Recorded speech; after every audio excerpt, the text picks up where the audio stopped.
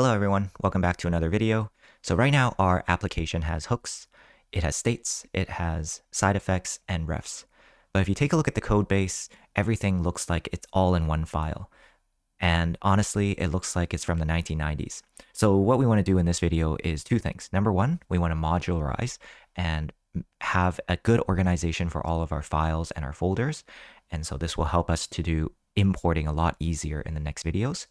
So the second thing we want to do is look at React styling. So it turns out that there are 4 ways to do React styling. There's inline styles, there's CSS modules, there's Bootstrap utility classes, and also Bootstrap components. So we'll talk about all 4 of these things.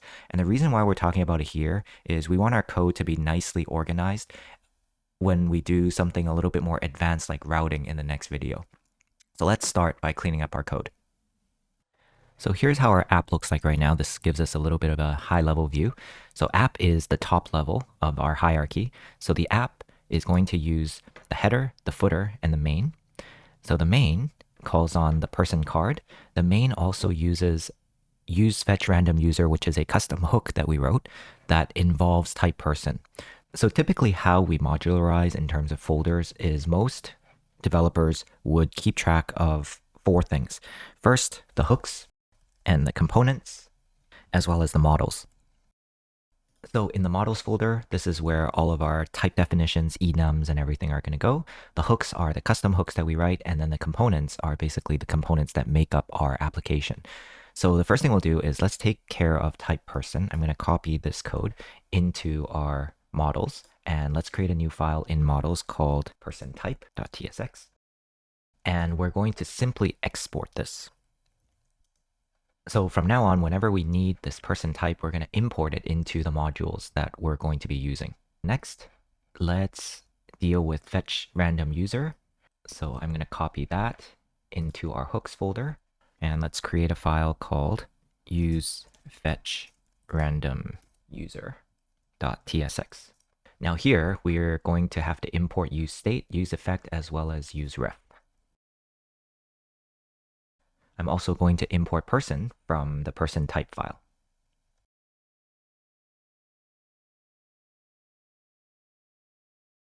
All right, finally, we're going to export the useFetchRandomUser.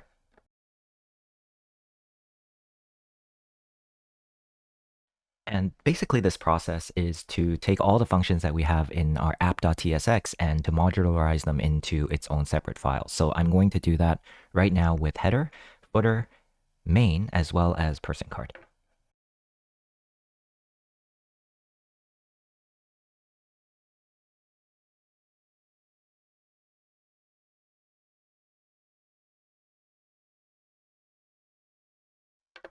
Now, after we've set up all of these files, we're going to just copy the functionality of each one into its corresponding folder.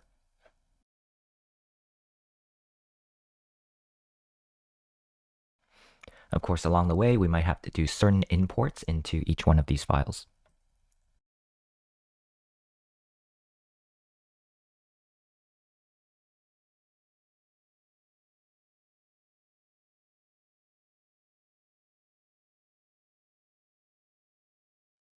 And then finally, let's take main. And for main, there's actually a couple things that we need to import. We need to first import the useState and also our useFetchRandomUser. We also have to import the type person, as well as person card. And then finally, we'll export default main. Okay, so everything looks good now. Let me get rid of all of the commented out parts from last time. And then finally, in the main application, we're going to import the header, the main, and the footer. Okay, great. Finally, let's get rid of everything that we don't need. Let's make sure that everything is working. npm run dev. And let's take a look. All right, so this is our application so far, which should match the functionality of what it looked like at the end of the last video. Or loading a random person, it gives me a loading screen, and then it gives me a person. All right, so that should be pretty good. Everything now looks modularized. We have our particular components folder, which we've now subdivided into our footer, our header, our main, and everything like that. We also have our custom hooks and our models.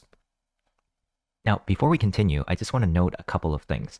So firstly, if we imagine what our completed application is going to look like, our components folder is actually going to have a lot of different files in there. So you can imagine many, many components making up our full application. So in fact, there are ways that we can subdivide the components folder into main features or the components within those features. So I'll let you kind of play around with what makes more sense to you. But for now, I do want to talk about one last thing in this components folder, which is because we will end up with an application with many, many components, typically we will add one more file here called index, which is going to be a file that makes our life easier when we import our components into other components. So what I'm about to create here is called a barrel file. So a barrel file just allows us to be able to export all of the underlying components all in one place. So we're going to start with an export statement. We'll export default as header and then from the header. All right, and we're going to copy this for all of the underlying components. So I'll show you why this is important in 1 second. So let's do all 3 of them. So instead of header, we're going to export the footer as well as the main. All right, now if we take a look at our app.tsx file, notice that we're importing all of these components. So instead of having to import each component by component, we're going to make one single import statement. And we're going to take all of these main, header, and footer, and we're going to import it from our components folder. Okay, so the good thing about this now is later when I make more components, I can simply add it to this list and then add it to my barrel file, which is my index.tsx. All right, so I want to talk about one last thing before we move on to styling. I want to jump over to another import here. So take a look at something like this. We have logo, and then we're actually going back up 2 folders, so 2 levels, back to our assets folder to find react.csv. Similarly, when we go to the person card, you'll notice we're jumping back 3 levels to find the person type. So we can keep it like this, and there's actually nothing wrong with this, but what we'll realize is once again, as our component folders get larger and larger, we're going to have to start digging out of the folder structure back to an earlier hierarchy. So for example, if we wanted assets, we would have to dig really far back and grab our assets. So one way we can fix this is let's go into our tsconfig app.json. And I want to add a couple of lines here in the compiler options. So first, I'm going to add a base URL, and then I'm going to add a path. So these paths are going to allow me to be able to find each part of the application quickly. Right, the first path I'm going to add is @hooks, and this is going to be located in source/hooks. Okay, and I'm going to repeat this for the models as well as the assets as well as the components. Then I'm going to jump over to my vite-config.ts, and let's add a few aliases in here.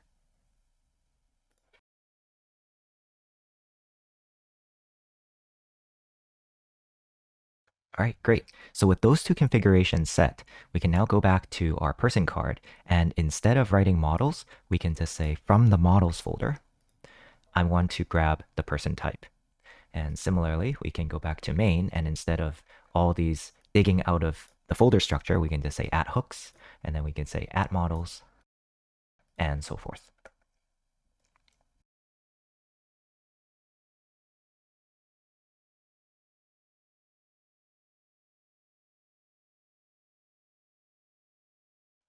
Okay, so just double checking that we haven't broken anything, and currently it looks pretty good. So let's start talking about styling in React. So as I mentioned earlier, there are 4 ways to do styling in React. So let's just jump through all 4 of them. Let's jump over to the main component. And currently we're displaying the number of people in this paragraph. So for example, let's say we wanted to make this 2, something a little bit bigger. So in this paragraph, I can simply do a style.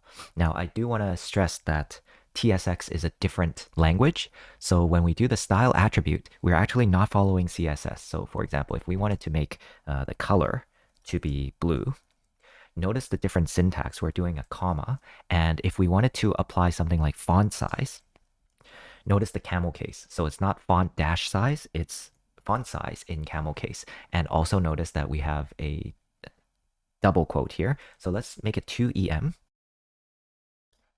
And of course, it's not an equal sign. It is a colon. So you can see the 2 is actually a little bit bigger now.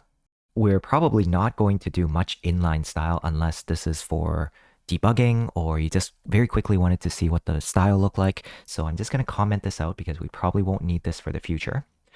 So the next thing we want to take a look at is how do we incorporate CSS into a component? So let's jump down here to person card and let's create a file in here called personcard.css.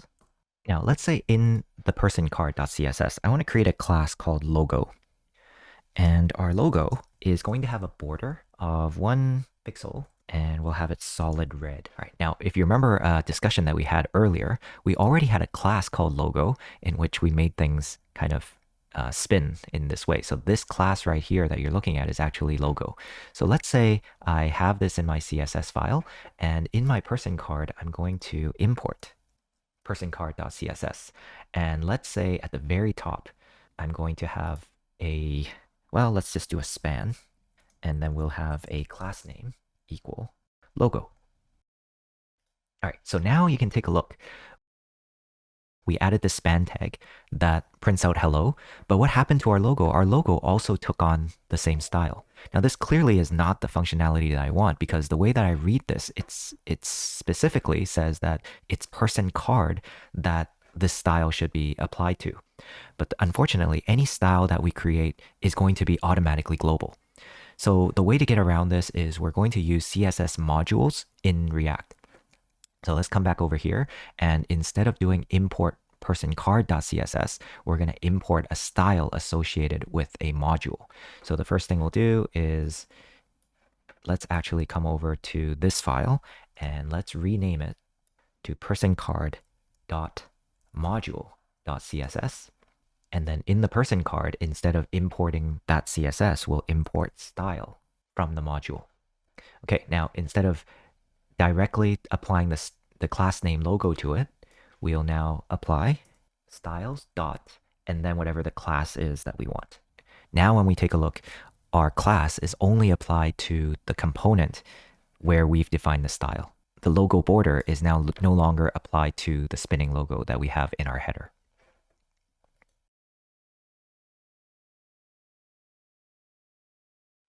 So now the third way that we can incorporate styles into our React application is we can use a CSS library like Bootstrap. So let's stop the application for now, and I'm going to do a couple of npm installs. So I'm going to do npm install and Bootstrap. Now I'm also going to install React Bootstrap as well as Bootstrap icons. So you're going to see what these packages are for in a second, but for now, if we take a small peek at the package.json, we should see Bootstrap, Bootstrap icons, as well as React Bootstrap. And then if we jump over to our node modules, you'll see that there should be Bootstrap installed here, and there's a distribution. And then here is where our CS and our JS would be sitting. So the first thing we need to do is add those into our application. So we're going to jump over to main.tsx, and this is very important. If we don't do this, we're not going to be able to use Bootstrap. So let's import Bootstrap. So this is referring to that folder in our node modules. We'll need to import bootstrap.min.css as well as bootstrap icons.css, which we will be using a little bit later on.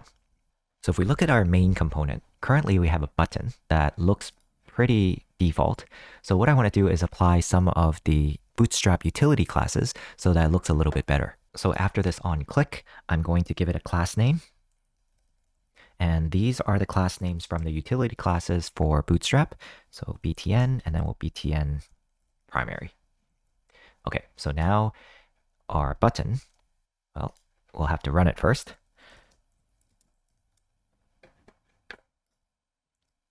So now our button is going to look a little bit more stylized. Okay, so we're going to do a few more things before everything is said and done. So if we go back to our main component, we currently have a div that sends in a bunch of people into the people card. So let's alter that a little bit. And in fact, what I want to do is take advantage of some of the Bootstrap components. I'm going to jump over to the React Bootstrap components and let's take a look at their website. So under components, this is react-bootstrap.netlify.app. And if we jump into the components, this is where we can have some examples of components that are already written for me. So for example, if I want an accordion looks something like this, right? So you have kind of a drop-down menu, and then here you have another drop-down menu, and so forth. So if that's the look that I want in my application, I can just take some of this code and use it. But let's take a look at some other parts of this. You'll notice that we have different components where we have cards. So let's take a look at cards. So we have card image, card body, as well as our card text. So that might be kind of useful to me. So I'll take note of that. If we scroll down here, it'll give us some information on how to use each part and how to customize it to our liking. If we take a look at another component, maybe we want to take a look at some layouts. So layout in the grid system has a container as well as rows as well as the columns. And in our columns, if we scroll down a little bit more, we can see that there are props that we can pass down for small, medium, or large displays for our columns. So let's see if we can put that together in our application. So first of all, let's take this div and let's rewrite it. So I'm going to take a container, and when we use a container from Bootstrap, we're going to have to import it. And similarly, I want to add a row. And then this is where we want to have our people list. I'm going to add some new logic down here just for our loading state. So earlier, when we had a loading state, we just printed out the word loading, but I want to do a little bit more here. So if it's loading, I actually do want to print out a person card, but I want to signify the person card by giving it the loading person. All right, so the last thing we'll do here is let's import row as well. Okay, so that looks pretty good. And now let's head over to the person card. And let's change the way that we print out the card. So earlier we looked at the card component from Bootstrap. There's one last thing I want to look at here, which is a spinner. So I want a spinner as the simulation of the fetch is happening. So let's see how we can do this. So I'm going to import card, column, as well as spinner from React Bootstrap. Then let's comment this out for now, and let's create some columns. So I just want to add some sizes within these columns.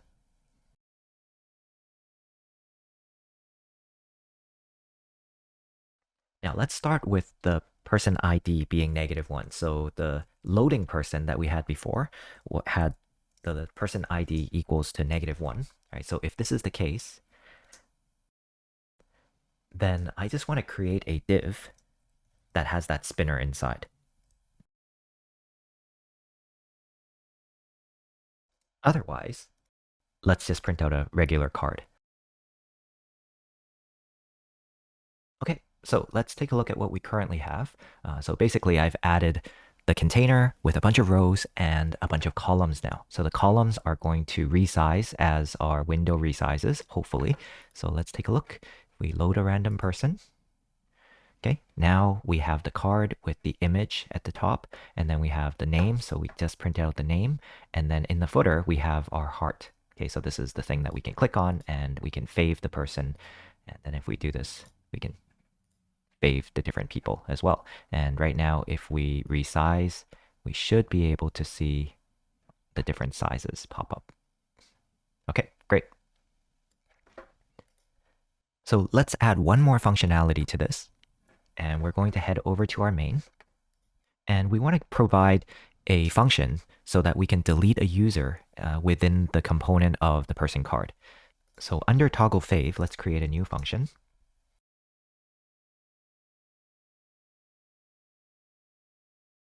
All right, so this function is going to take the person to delete and is going to filter the current people list according to the person ID. So now we need to pass it into the person card. We'll do handle delete is equal to handle delete. And then similarly, we'll pass it into the loading person as well. Jumping over to the person card, we will add this as a prop. Handle delete is going to be a person, which gives us a void. All right, so the final thing is let's add somewhere that we can actually call this handle delete function.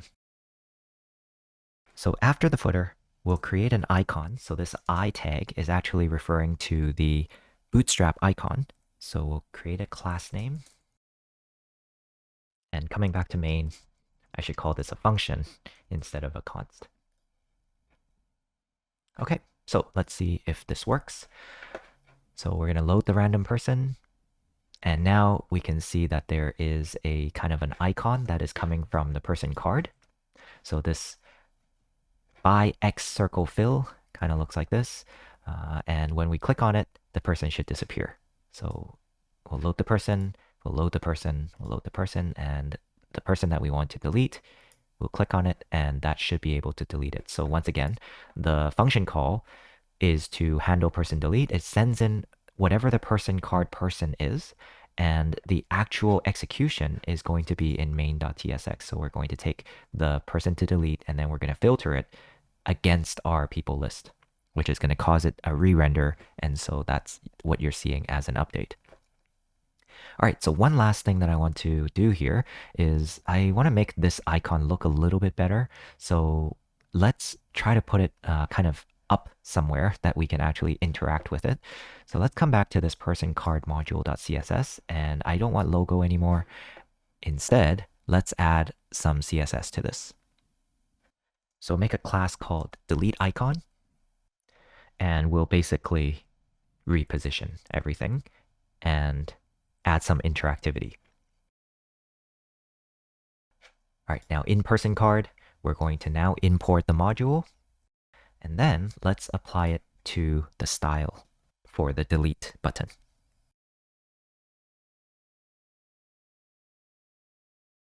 Okay, so let's see what we have. We're going to load random person, and these people seem like they're being loaded.